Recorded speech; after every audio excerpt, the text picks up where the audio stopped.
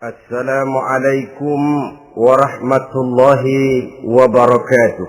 Waalaikumsalam warahmatullahi wabarakatuh. Alhamdulillahillazi anzala al-Qur'an hudan lin-nasi wa bayyinatin minal huda wal furqan. Wassalatu wassalamu ala asyrafil anam wa ala alihi wa ashabihil kiram, amma ba'du. Saudara-saudara kaum muslimin rahimakumullah. Setiap penganut agama di dunia ini mempunyai sesuatu kitab yang dianggapnya sebagai kitab suci. Orang Hindu punya kitab Weda. Orang Buddha punya kitab Tripitaka. Yahudi mempunyai Taurat. Nasrani mempunyai Injil. Penganut Konghucu punya kitab Tao Te Ching. Orang Majusi punya kitab Zen Avesta.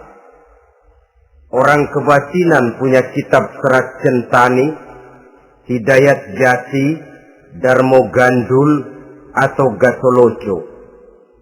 Sementara kita umat Islam oleh Allah diberikan Al-Quranul Karim.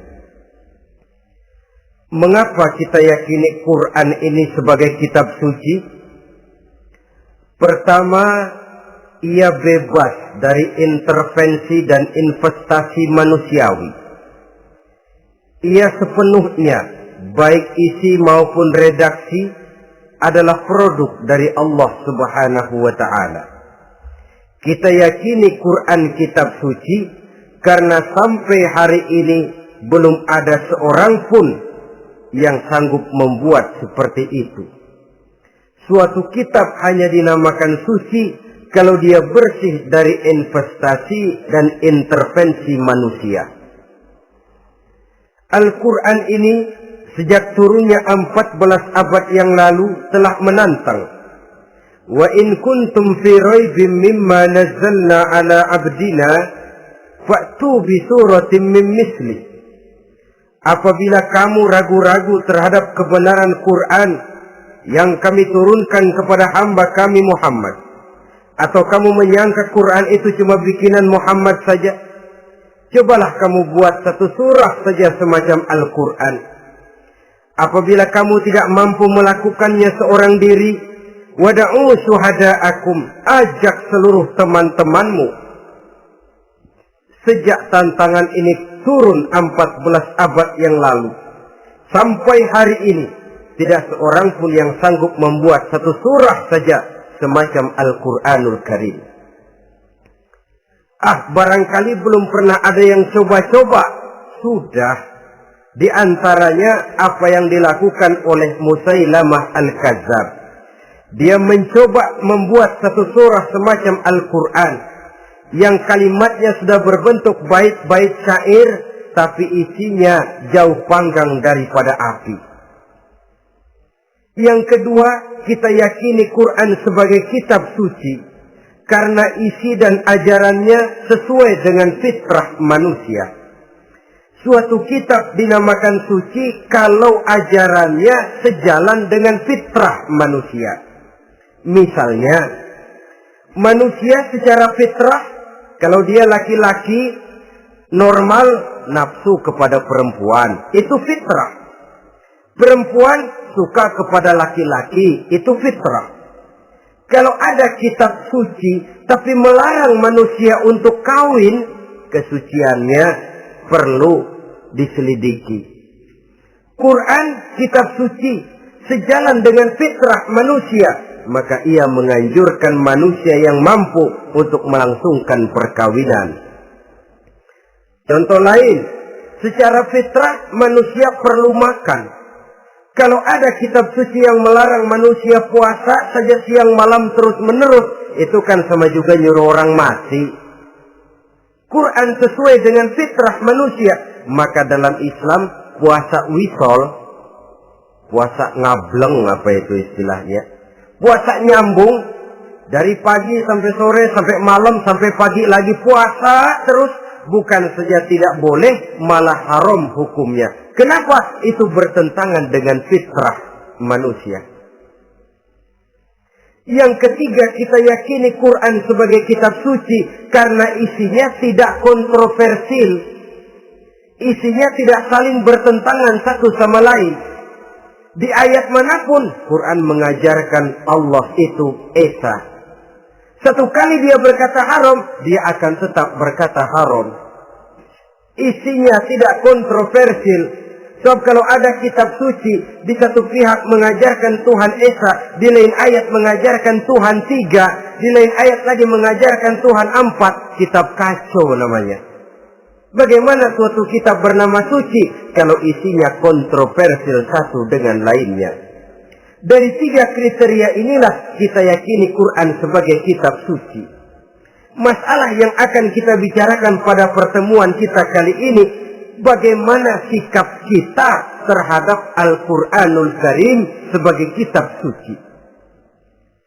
Berangkat dari sebuah hadis di mana Rasulullah Sallallahu Alaihi Wasallam pernah memberikan tawaran.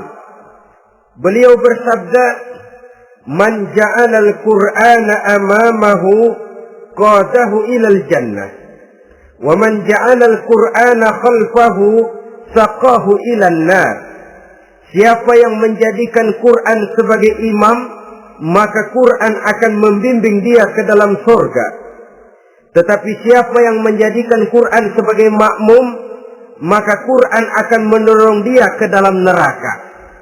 Pilihan terserah kita.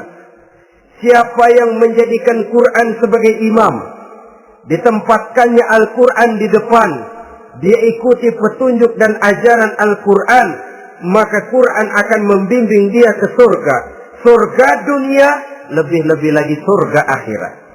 Tetapi sebaliknya, siapa yang menempatkan Quran di belakangnya, dia belakangi Al-Quran, dia belakangi perintah dan ajaran-ajaran Al-Quran, dia perturutkan hawa nafsunya dalam kehidupan ini, maka Quran akan mendorong dia ke dalam neraka. Ya, neraka dunia, lebih-lebih lagi neraka akhirat. Pilihan terserah kita. Saya mau tanya, kira-kira Quran dalam hidup kita jadi imam apa jadi makmum? Imam apa makmum? Kalau Quran jadi imam, artinya kita umat Islam jadi makmum. Resiko dan logika tentu. Makmum harus ngikuti imam. Imam takbir, makmum takbir. Imam ruku, makmum ruku. Imam sujud, makmum sujud. Imam tahiyat, makmum tahiyat. Itu namanya Quran jadi imam, kita jadi makmum. Artinya dalam terjemahannya pada kehidupan, kalau merah kata Quran, merah kita kata. Hijau kata Quran, hijau kita bilang. Ke barat kata Quran, ke barat kita pergi. Ke timur kata Quran, ke timur kita berangkat. Halal kata Quran, halal kata kita. Haram kata Quran, haram kita bilang. Itu Quran imam, kita makmum. Nyatanya kadang-kadang kontras. Nyatanya kadang-kadang paradok. Merah kata Quran, hijau dong kata kita. Halal kata Quran, remeng-remeng kata kita. Ke barat kata Quran, ke timur kita pergi. Dalam praktek kita mau jadi makmum, Quran kita suruh jadi imam. Kita sesuaikan Quran dengan selera kita. Mana-mana ayat yang menguntungkan, mana ayat yang sesuai dengan mau kita, itu yang kita baca kuat-kuat. Itu yang kita canangkan ke tengah masyarakat ramai. Tapi manakala Quran itu bertentangan dengan nafsu kita, bertentangan dengan gaya dan kepribadian kita, kita umpetin itu Quran. Kalau kita cuma umpetin lumayan, kadang-kadang kita tuduh Quran ketinggalan zaman. Kita anggap Quran tidak relevan lagi dengan situasi dan kondisi. Kalau sudah begitu, sudah menyeberang terlalu jauh namanya. Saudara-saudara kaum muslimin rahimakumullah. Inilah makna hadis Nabi yang diriwayatkan dari Imam Ali bin Abi Thalib, bersabda Rasul, "Man qara'al Qur'ana fastazharahu fa ahalla halalahu wa harrama haramahu adkhalahul jannah." Barang siapa yang membaca Al-Quran lalu memperhatikannya, kemudian menghalalkan yang halal dan mengharamkan yang haram, maka Allah akan memasukkan orang itu ke dalam surga, ya surga dunia, ya surga akhirat. Apabila kita renungi hadis ini, maka untuk berimam kepada Al-Quran ada 3 jalan utama yang harus kita laksanakan. Pertama, dari kalimat man qara'al Qur'an, barang siapa yang membaca Al-Quran. Ini artinya siapa yang ingin menjadikan Quran sebagai imam di dalam kehidupan, jalan pertama yang harus ditempuhnya menanamkan kegemaran membaca Al-Quranul Karim. Al-Quran gharibun fima baina qaumin la yaqra'una. Quran akan jadi asing, Quran akan jadi aneh kalau terletak di tengah rumah orang Islam yang tidak suka membaca Al-Quranul Karim. Jadi langkah pertama, tanamkan kegemaran membaca Al-Quran. Saya tidak menyalahkan kalau remaja kita gandrung kepada Stevie Wonder. Baik kalau mereka senang kepada suara emasnya Michael Jackson atau suaranya Madonna. Tapi kalau sampai harus mengalahkan kecintaan mereka kepada membaca Al-Quran, ini ironi. Sebagai orang tua, kalau anak-anak kita buta huruf Latin, katanya menghambat pembangunan. Bahkan pemerintah saja menggalakkan bebas 3B itu. Buta aksara diantaranya, supaya rakyat bisa membaca huruf Latin. Kalau anak-anak kita buta huruf Latin, katanya menghambat pembangunan. Bagaimana kalau anak-anak kita buta huruf Quran? Jelas saja menghambat proses kesadaran dan kebangkitan dari dunia Islam itu sendiri. Satu contoh ringan. Dulu sebelum pembangunan merata, listrik belum lagi masuk desa, kampung gelap, rumah pakai lampu minyak. Kalau kita masuk kampung, terasa banyak orang Islam. Kenapa? Di rumah sebelah sana kita dengar anak muda sedang latihan baca rawi. Sebelah sini ibu-ibu sedang selawatan. Di rumah sana remaja sedang baca Quran. Pembangunan maju, listrik masuk desa. Alhamdulillah. Tapi apa yang kemudian terjadi? Proses pergeseran nilai. Setelah listrik masuk desa, radio main kenceng-kencengan, televisi main gede-gedean. Baca Quran sudah barang aneh, langka. Tengoklah sekarang kalau kita masuk kampung, ada yang remaja sedang baca Quran. Rasanya kok aneh, nggak umum. Sesuatu yang baik malah menjadi nilai-nilai keanehan. Saudara-saudara kaum muslimin rahimakumullah, tanamkan kegemaran membaca. Dalam satu hadis Nabi pesan, nawiru buyutakum bitilawatil Quran. Sinari rumah tanggamu dengan bacaan Quran. Sebab listrik ini cuma bisa menerangi gelap, tapi tidak akan sanggup menerangi hati manusia. Quran produk Allah dibaca dalam segala keadaan, tepat dan pantas. Lihat saja, orang sedih baca Quran, terhibur.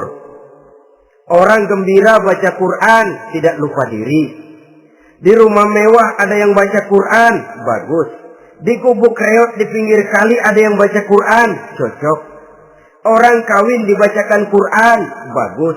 Orang mati dibacakan Quran, tidak jelek. Dalam segala keadaan, in all season, bahasa kerennya, dia pantas dibaca. Saudara-saudara, bahkan orang sakit gigi pun kalau dengar baca Quran, tidak marah. Coba lihat.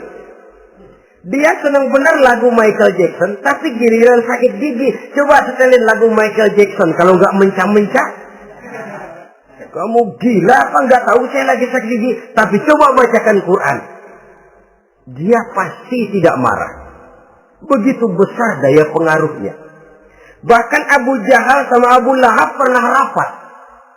Kata Abu Jahal sama Abu Lahab, Mas Lahab, gini loh Mas. Kenapa? Ini saya pikir-pikir salah satu yang menyebabkan kenapa saudara kita banyak ikut ajaran Muhammad. Mereka kalau sudah dengar bacaan Quran terpesona. Jadi kita blokir saja. Caranya gimana? Kasih pengumuman kepada Quraisy, jangan sekali-kali mau dengerin Muhammad baca Quran. Kamu juga jangan. Dan kamu, saya pun begitu. Mari kita janji, tidak mau dengar bacaan Quran. Salaman. Pulang ke rumah masing-masing.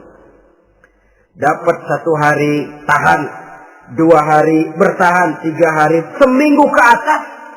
Abu Jahal mulai ada semacam rindu. Kangen pengen dengar ayat Quran. Karena secara pribadi dia mengakui keindahan gaya bahasanya jauh lebih tinggi dari kemampuan penyair Quraisy. Isi ajarannya sangat dalam dan menyentuh segi-segi kehidupan manusia. Nggak tahan Abu Jahal kayak dikit-dikit hatinya. Keluar rumah mindik-mindik, umpet-ngumpet. Ngempet di rumah Nabi. Pengen dengar Nabi baca Quran. Rupanya Abu Lahab sama. Pikir Abu Jahal, Abu Lahab nggak bakalan keluar. Abu Lahab berpikir, Jahal pasti di rumah. Dua-duanya bareng berangkat ke rumah Nabi. Cuma yang satu dari sebelah barat, yang satu dari sebelah timur. Ngempet, ketemu di sudut, sama-sama kaget. Jahal, loh kamu Lahab? Iya, kamu ngapain? Lah kamu ngapain? Akhirnya sama-sama malu. Sama-sama tidak bisa menahan diri. Akhirnya sama-sama ngakuin. Bagaimanapun kita harus akui bahwa Al-Quran ini mengandung daya pesona yang sangat luar biasa. Itu dari segi bacaan. Belum lagi dari segi ajaran. Belum lagi dari segi isi. Tanamkan kegemaran membaca Al-Quran. Sampai-sampai Nabi katakan, Innal ladzi laisa fi jawfihi syai'un minal Quran kal baitil kharib. Orang yang dari tenggorokannya belum pernah keluar ayat Quran barang sepotong pun, belum pernah ngaji barang seayat pun, itu orang kata Nabi kal baitil kharib, kayak rumah kosong. Rumah kan kalau kosong biar bagus, mewah, besar, perabotannya lengkap. Kalau kosong angker. Setan kuntilanak memedi, betah benar di situ. Saudara-saudara kaum muslimin rahimakumullah. Dalam satu percontohan Nabi mengatakan begini. Masalul mu'minil ladzi yaqra'ul Qur'an kamasalil utrujah. Rihuha thayyibun wa ta'muha thayyibun. Orang mukmin yang suka membaca Quran adalah ibarat buah utrujah. Baunya wangi, rasanya lezat. Kira-kira kalau di negeri kita buah apa utrujah itu? Semacam jeruk yang manis lah. Sudah baunya wangi, rasanya enak. Itu buah itu. Orang mukmin yang suka baca Quran kayak buah itu. Baunya wangi, rasanya enak. Artinya syiarnya hidup, isinya memang orang mukmin. Sebaliknya, wa masalul mu'minil ladzi la yaqra'ul Qur'an kamasalit tamrah la riha laha wa ta'muha hulwun. Orang mukmin yang tidak suka baca Quran kayak korma. Rasanya emang manis, cuman kagak ada baunya. Artinya apa? Syiarnya kurang. Kalau orang belum tapi kenal kan kagak mau makan korma. Kenapa? Nggak ada baunya. Daya tariknya kurang, walaupun rasanya enak. Kalau daya tariknya nggak ada, kan nggak ada iklannya, tidak ada syiarnya. Itu orang mukmin yang tidak suka membaca Quran. Ibarat buah, nggak ada baunya, walaupun rasanya enak. Orang kurang tergerak, kurang syiar, kurang daya tarik. Sebaliknya, wa masalul munafiq allazi yaqra'ul Qur'an kamasalir raihanah. Rihuha thayyibun wa ta'muha murrun. Orang munafik yang suka baca Quran seperti buah raihanah. Apa itu?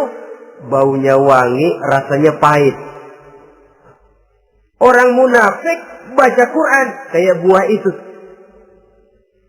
Baunya sih enak, cuman rasanya pahit. Ya munafik baca Quran.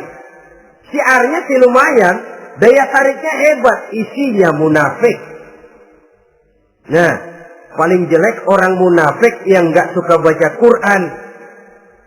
Wa masalul munafiqil ladzi la yaqra'ul Qur'an kamasalil hanzalah laisa laha rihun wa ta'muha murrun. Orang munafik yang tidak suka baca Quran seperti buah hanzalah, sudah enggak ada baunya, rasanya pahit lagi. Kalau buah pacek kali. Udah baunya kagak ada, kalau dimakan bikin orang celeng. Saudara-saudara kaum muslimin rahimakumullah, tanamkan kegemaran membaca Al-Qur'an. Karena membaca Al-Quran merupakan ibadah yang besar. Bahkan kata Nabi, afdalu ibadati abdi qiraatul Quran. Nilai ibadah yang paling baik dari hambaku adalah ibadah membaca Al-Quran. Dalam sholat pahalanya lebih besar di luar sholat daripada di luar sholat.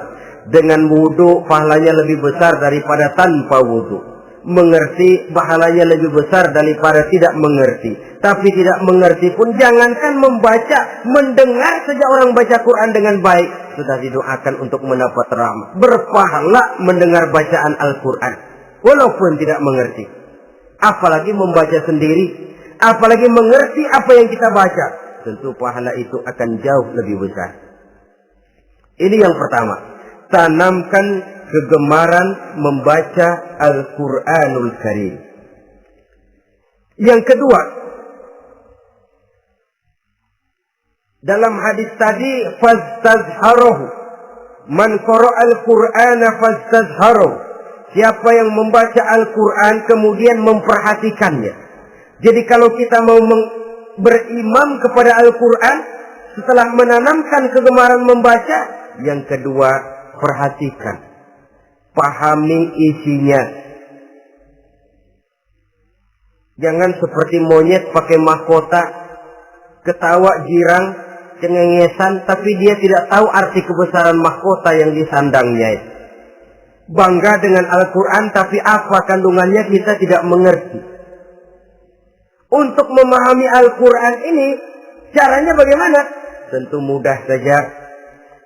Seperti contoh, kalau kita ingin mengerti caranya bikin tahu, jangan bertanya kepada montir mobil. Montir mobil ahli betul urusan mesin. Tapi kalau urusan tahu, tanya dong tukang tahu. Untuk mengerti rahasia dan seluk-beluk Al-Quran, kita harus bertanya kepada orang yang memahami seluk-beluk Al-Quran. Para ulama, para kiai, para ustadz, yang kita tahu kualitas keilmuannya, kita yakini loyalitas dan integritasnya kepada Islam ini. Kenapa? Ayat-ayat Quran itu elastis. Dia dibawa kemana saja mau. Ditafsirkan menurut kemauan orang bisa. Paling celaka kalau yang belajar tidak punya dasar, yang mengajar punya maksud lain. Sesat dan menyesatkan. Yang ngajar punya nafsu ambisi, yang belajar tikus budak, yang memang tidak punya dasar apa-apa, sekali belajar langsung tafsir. Cara wudhu yang baik saja belum ngerti, cara rukuk dan sujud yang baik saja belum bisa, yang membatalkan sholat apa ndak bisa, ndak ngerti, sekali langsung. Ndak, supaya kita langsung saja belajar langsung Al-Quranul Karim. Tidak jelek, cuma akan lebih baik kalau sebelumnya ada unsur penunjang dari nilai-nilai keilmuan dalam Islam ini. Disinilah perlunya menghidupkan majelis-majelis taklim. Sebab kalau Al-Quran hanya dipahami dan dikutak-kutik menurut maunya rasio saja, kekuatan rasio terbatas. Saya akan khawatir nantinya akan timbul pendapat-pendapat di mana Al-Quran disesuaikan dengan otak. Bukan otak ngikuti Quran, tapi Quran disuruh ngikuti otak. Contoh yang dekat saja. Kalau saudara ngukur kayu pakai meteran, itu kira-kira meteran ikut kayu, apa kayu ikut meteran? Ayo, kira-kira kayu ikut meteran, apa meteran ikut kayu? Meteran ikut kayu. Bagus. Kalau meteran ikut kayu, artinya nggak ada meteran benar di dunia ini. Kayunya kependekan, meterannya dipotong. Kan begitu loh. Meteran ikut kayu namanya. Bukan meteran ikut kayu, tapi kayu yang harus ikut meteran. Otak harus ikut wahyu. Jangan wahyu disuruh ikut otak. Manusia ikut Quran, jangan Quran disuruh ikut manusia. Dan kaum orientalis, ya, orang barat di luar Islam yang mendalami, mempelajari Islam dengan tujuan mencari kelemahan Islam untuk menghantam umat Islam. Itu sengaja mencari ayat-ayat yang mereka kumpulkan untuk menghantam umat Islam. Supaya mereka meragukan Qur'annya untuk kemudian pada suatu saat meninggalkan Qur'an sama sekali. Timbullah pendapat ada ayat Quran yang sudah tidak sesuai lagi katanya dengan situasi dan kondisi.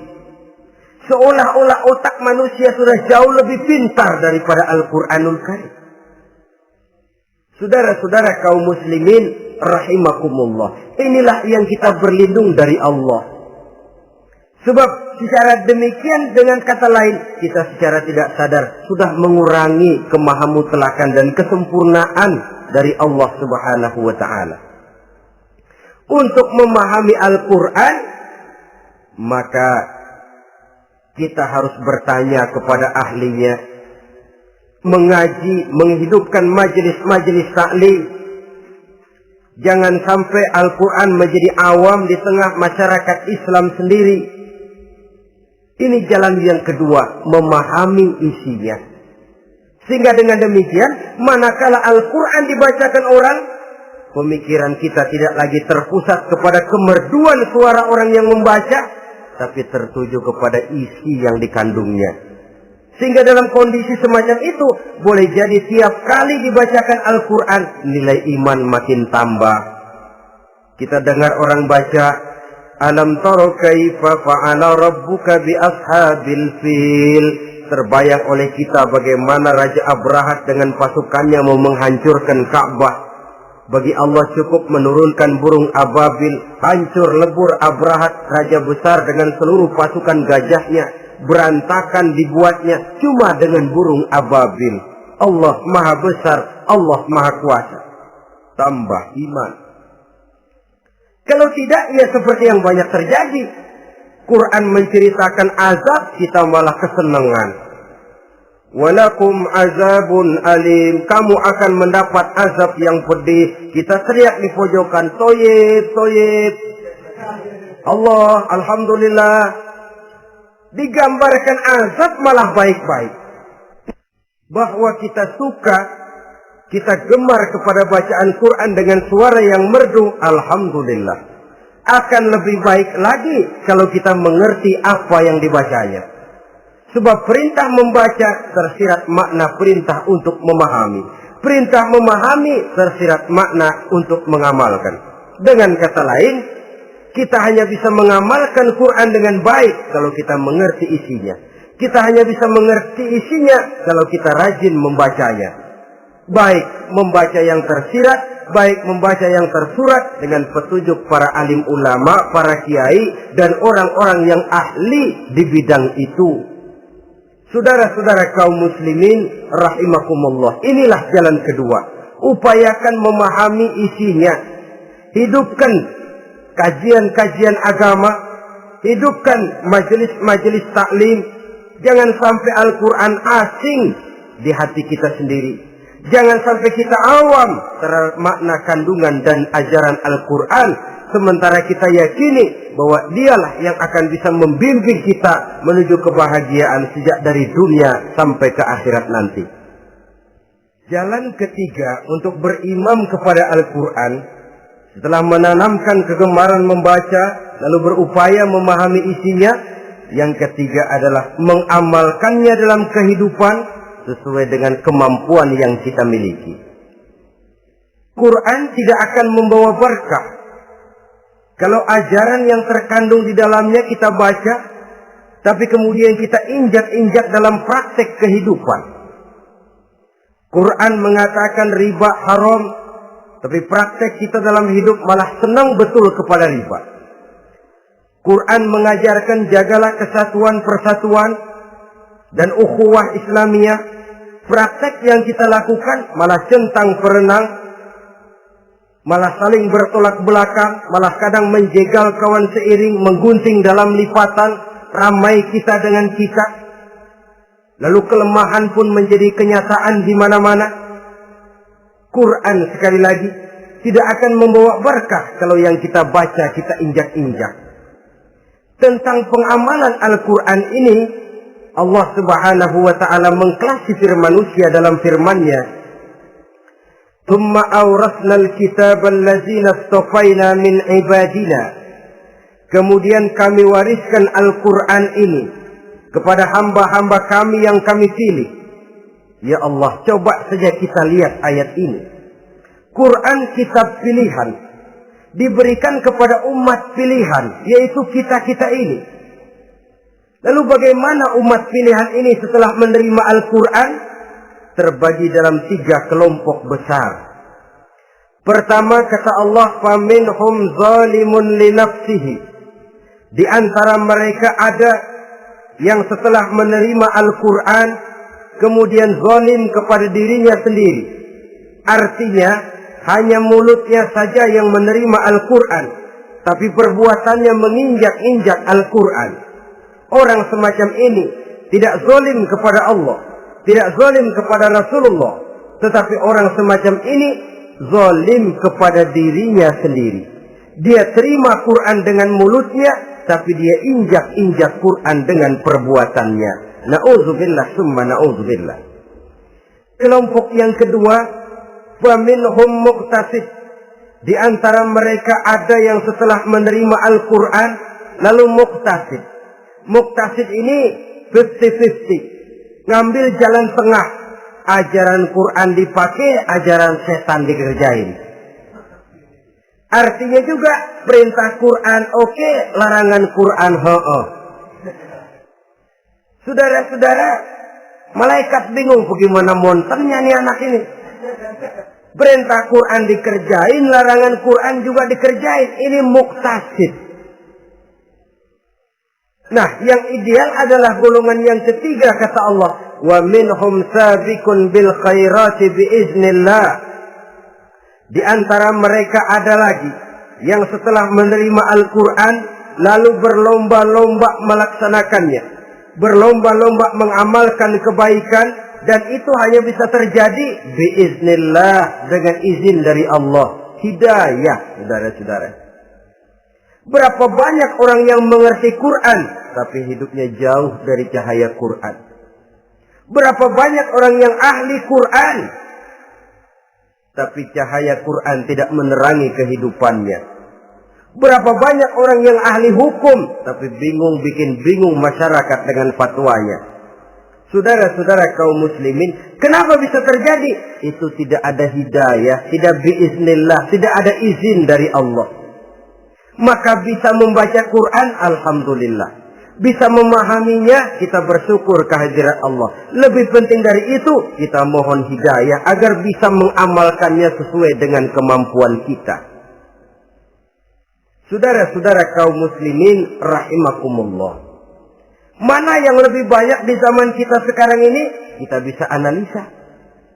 Ada yang menerima Quran hanya dengan mulutnya saja. Kalau ditanya, Tuhanmu siapa? Allah. Kiblatmu mana? Ka'bah. Saudaramu siapa? Umat Islam. Kitab sucimu apa? Quran. Kamu bisa baca? Enggak. Ya, kalau cuma enggak bisa baca, barangkali kadang-kadang Quran saja pun tidak punya. Ini yang ironi, ini yang menyedihkan. Saudara-saudara kaum muslimin rahimakumullah. Tanpa melaksanakan konsepsi Al-Quran di dalam kehidupan, maka kesenangan kita membacanya, pengertian kita tentang Al-Quran barangkali tidak akan bisa berbuat terlalu banyak di dalam kehidupan. Maka sekarang ini sudah ada terjemahan Quran dalam bahasa Indonesia, dalam bahasa daerah, dalam bahasa Inggris, Belanda, bahkan Jerman, yang masih harus terus dan selalu ditingkatkan terjemahan Quran di dalam kehidupan.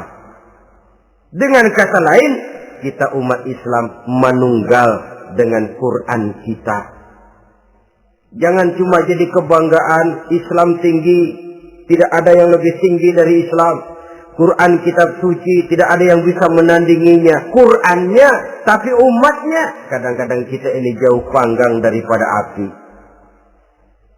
Kita bersyukur musabaqah tilawatil Quran dihidupkan dengan biaya bermiliar rupiah, sejak dari tingkat kelurahan, kecamatan, wali kota, provinsi, sampai kepada tingkat nasional, untuk menanamkan kegemaran membaca Quran. Setelah itu, hendaknya diadakan peningkatan dengan upaya memahaminya, sehingga pada suatu saat boleh kita adakan musabaqah pengamalan Quran. Hadiahnya sudah langsung dari Allah sendiri. Ini yang kita perlu berlomba mengamalkan ajaran Quran. Sabiqun bil khairat, berlomba mengamalkan ajaran-ajaran Al-Quranul Karim. Nah, oleh karena Al-Quran ini dalam bentuknya yang umum kadang-kadang hanya menjelaskan satu persoalan secara global, kita memerlukan tuntunan sunnah dari Rasulullah Sallallahu Alaihi Wasallam. Umpamanya, Quran hanya mengajarkan aqimis sholat, dirikan sholat. Caranya bagaimana? Tidak ada cara sholat dalam Quran. Dari mana kita tahu cara sholat? Dari sunnah. Itu sebabnya selain Al-Quran sebagai sumber utama, kita memerlukan sunnah. Bahwa sholat pakai takbiratul ihram di Quran tidak ada. Bahwa sholat pakai tahiyat dalam Quran tidak ada. Jadi kalau orang cuma Quran saja, tidak ada sunnah itu, ya bagaimana kita bisa sholat? Quran cuma mengatakan wa atimul hajja wal umrata lillah, laksanakan haji dan umrah karena Allah. Bagaimana manasik haji? Bagaimana cara sa'i? Bagaimana cara wukuf? Bagaimana cara melontar? Tidak ada dalam Quran. Yang memuat itu tidak lain sunnah. Untuk memahami Quran dan sunnah ini, kita memerlukan orang yang menguasai Quran dan sunnah. Oleh karena itu, kita perlu petunjuk kepada para ulama. Itu sebabnya Quran sendiri mengatakan, wa in tanaza'tum fi syai'in farudduhu ila Allahi wa rasulih. Apabila kamu berbeda pendapat tentang suatu persoalan, kembalikan kepada Allah dan Rasulnya. Kembalikan kepada Allah artinya kembalikan kepada Quran. Kembalikan kepada Rasul maksudnya kembalikan kepada sunnah. Siapa yang mengerti Quran dan sunnah? Para ulama yang kualitas ilmunya kita yakini, loyalitas dan kredibilitas serta integritas keislamannya bisa menjadi panutan. Saudara-saudara kaum muslimin rahimakumullah. Dengan demikian, kalau orang berkata langsung saja memahami Quran, sekarang kan sudah banyak terjemahannya, tidak usah lewat ulama-ulamaan. Saya tidak mencela, cuma agak mengkhawatirkan. Kalau dia memahami Quran cuma sekedar lewat terjemahannya saja, sangat mungkin jadi dia bisa salah paham. Kita memerlukan bantuan sunnah, kita memerlukan petunjuk para ulama yang menguasai di bidang itu. Kembalikan kepada Quran dan sunnah, artinya bertanya kepada orang yang memahami Quran dan sunnah. Nah, dengan begitu kan akan terjadi perbedaan pendapat. Perbedaan pendapat sesuatu yang halal sepanjang tidak menyebabkan kita berpecah belah. Halal berbeda pendapat, asal diletakkan pada proporsinya. Apalagi kalau perbedaan pendapat itu cuma masalah teknis, bukan masalah prinsip. Kenapa tidak pulang saja kepada tuntunan Quran? Lana a'maluna wa lakum a'malukum. Kami akan mengamalkan amalan yang kami yakini benarnya. Saudara persilahkan mengamalkan amalan yang saudara yakini benarnya. Sama-sama punya alasan, sama-sama punya dalil. Tidak usah saling menyalahkan. Tidak usah saling mengklaim, merasa yang paling benar, orang lain salah semua. Kemukakan argumen, jangan sentimen. Harus dengan semangat mencari kebenaran, bukan untuk mencapai kemenangan. Kalau sentimen lebih penting dari argumen, kalau kemenangan lebih diutamakan dari mencari kebenaran, yang berlaku kadang-kadang gengsi. Kalau sudah gengsi, yang bicara emosi. Kalau sudah emosi, istilah kita di kampung, ngambek. Gedean ilmunya sama ambeknya. Kadang-kadang, saya kalau nggak jadi imam, nggak mau sembahyang di situ. Kalau nggak jadi imam, orang lain dianggapnya kagak sah sembayangnya. Pokoknya kalau nggak ngaji sama saya, Islamnya kurang benar. Mengklaim. Perbedaan pendapat wajar, halal, asal tidak menyebabkan kita berpecah belah. Dan sewajarnya kita lebih berusaha mencari titik pertemuan, memperbesar persamaan, dan bukan mengutak-utik perbedaan. Kadang-kadang inilah penyakit kita nih. Satu kunut, satu tidak sembahyang subuhnya. Bisa RT. Satu usoli, satu tidak. Bisa RW. Satu azan sekali Jumatan, satu dua kali. Bikin masjid lagi. Kenapa bukan persamaannya yang dicari? Kenapa justru perbedaannya yang diperbesar? Yang masalah macam ini sampai kiamat tidak pernah selesai. Kan lebih baik kalau kita ditanya orang, Pak, sholat subuh itu pakai kunut apa tidak sih? Kalau saya pakai. Kalau yang tidak pakai kunut bagaimana Pak? Betul, kata yang tidak pakai. Jadi yang pakai kunut betul. Betul, karena saya pakai kunut. Yang tidak juga betul. Betul, kata yang tidak pakai. Kalau yang kunut betul, yang tidak kunut betul. Lalu yang salah yang mana Pak? Yang salah yang subuh nggak sembahyang. Lebih objektif, proyek garapannya ada, umat tidak berpecah belah. Ini yang konyol, kadang-kadang khutbah Jumat pakai membongkar khilafiyah, menghantam tahlil, menghantam kunut. Selesai sembahyang Jumat, apa yang terjadi? Umat resah, masyarakat gelisah, polemik timbul, masalah tidak terselesaikan. Orang jadi khotib itu raja dalam mimbar Jumat, siapa yang mau bantah dia? Kalau memang mau buka itu persoalan khilafiyah, buka dalam forum khusus. Adakan pengajian, jelaskan masalahnya secara luas, mendasar. Jangan mengklaim dan memponis. Berikan kebebasan kepada umat untuk menilai. Masalahnya selesai, yang tidak puas bisa bertanya. Saudara-saudara, sudah lewat masanya kita meributkan soal itu. Sudah datang waktunya di mana kita lebih mementingkan dan membicarakan masalah-masalah yang lebih mendesak dihadapi oleh umat. Kemiskinan misalnya, kebodohan misalnya, keterbelakangan umpamanya, peluang untuk mendapatkan pendidikan yang layak bagi anak-anak kita yang berotak cerdas tapi tidak punya kemampuan ekonomi umpamanya. Itu akan lebih objektif ketimbang kita membicarakan masalah-masalah yang sampai kiamat tidak akan pernah selesai. Yang hanya akan menyebabkan kita menjadi lemah, persatuan koyak, solidaritas sosial lalu menurun, saling curiga menjadi tumbuh karenanya, dan pada akhirnya kita tidak akan pernah bisa berbuat banyak. Untung kalau tidak menjadi tertawaan bagi orang yang berdiri di luar pagar. Saudara-saudara kaum muslimin rahimakumullah. Sekali lagi, Al-Quran tidak akan membawa berkah kalau yang kita baca, kita injak-injak. Oleh karenanya, untuk berimam kepada Quran ini, sekali lagi pertama, tanamkan kegemaran membaca. Yang kedua, upayakan memahami isinya melalui bimbingan orang yang ahli bidang itu.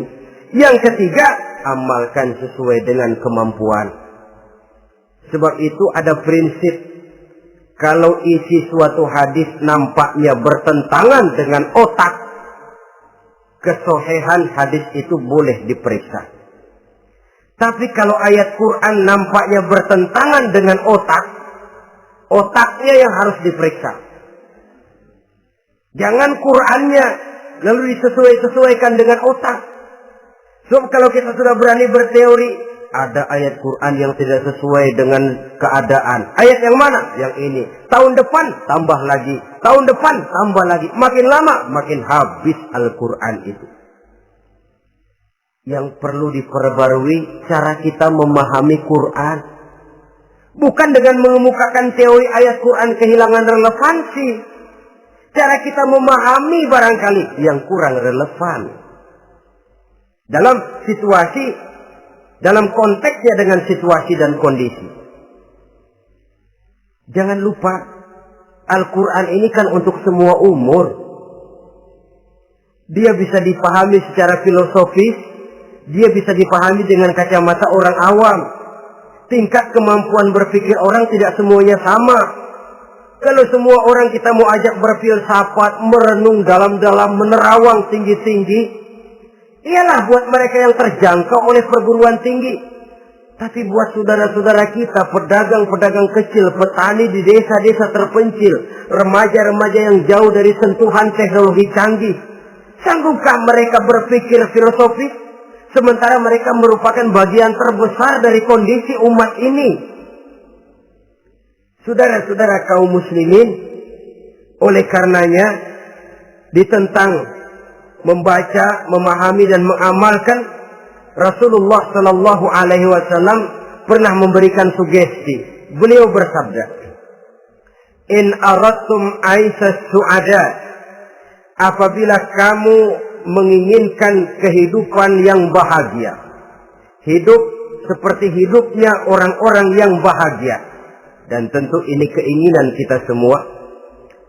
Wa mautas syuhada, dan menginginkan mati sebagai matinya para syuhada, para pahlawan pembela agama, orang yang mati syahid.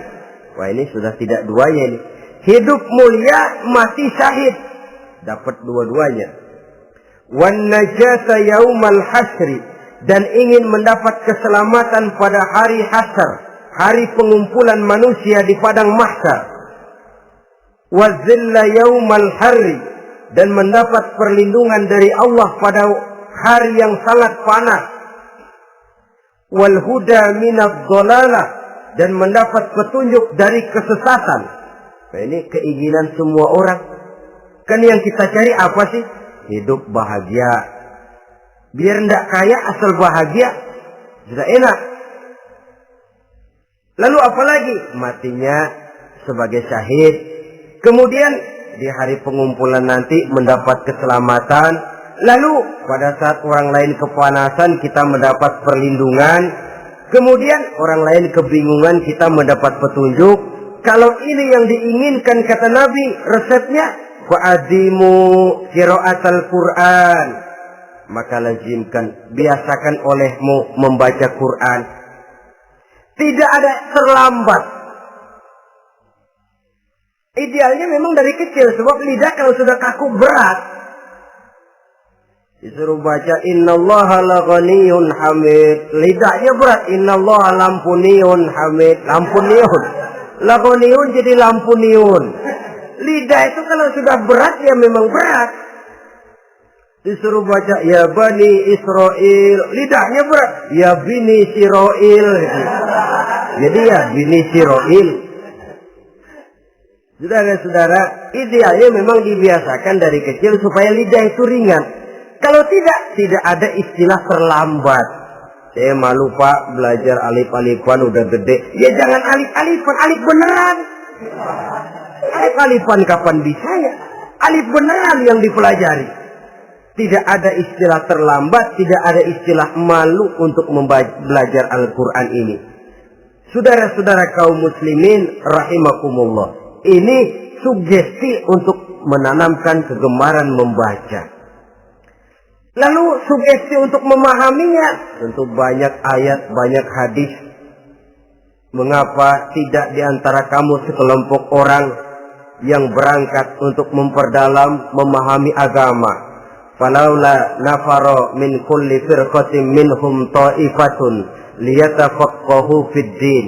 Di tengah kelompok orang yang berangkat belajar teknologi canggih, di tengah grup orang yang mendalami ekonomi, di tengah kelompok orang yang membidangi hukum, di tengah kelompok orang yang sibuk meneliti ilmu-ilmu kedokteran, mengapa tidak ada kelompok orang yang secara takhasus liyatafaqahu fid din, mendalami agama ini, mendalami Quran ini harus ada.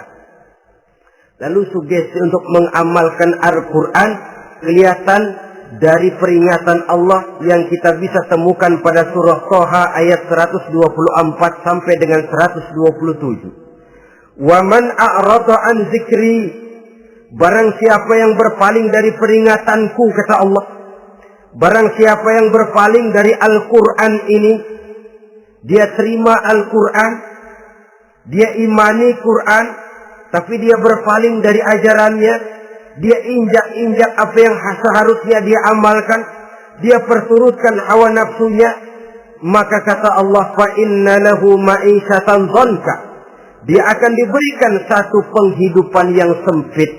Inna lillahi wa inna ilaihi raji'un. Diberikan hidup yang sempit. Kalau hidup sudah terasa sempit, bagaimanapun luasnya rumah, sempit. Kalau hidup sudah terasa sempit, bagaimanapun banyaknya harta, sumpek.